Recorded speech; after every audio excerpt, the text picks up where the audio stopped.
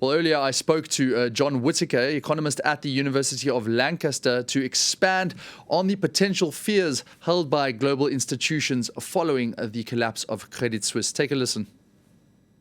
There's always vulnerability amongst banks, and we go in waves, don't we? If you go back to the financial crisis, what was wrong with the banks then? Well, the main cause of financial crisis then was defaults on loans. Now, it's different these days. The fault of the Silicon Valley Bank in the United States is not that, it's the interest rates are rising too fast, and it's got a lot of long-term debt which has lost value. The issue with Credit Suisse is one that's been boiling over for a number of years. It got involved in a lot of doubtful deals, like with Greensill Capital and the other companies that it's been dealing with.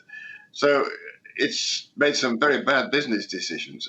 If I may just highlight here, I think one point which is worth mentioning is that we had much increase in bank regulation since the crisis in 2008, with much higher levels of capital and liquidity required of the banks. And people may well ask the question, well, what's been the point of all this increase in regulation if the banks are just as vulnerable as they always used to be? I suppose the answer to that is that you can never protect banks against problems of this kind, and particularly large banks like Credit Suisse and UBS indeed. You can't stop them making stupid mistakes. You can't stop them working very carefully and very prudently and still getting into trouble. In fact, these two big banks are both too large to fail. Sorry, can I go on here?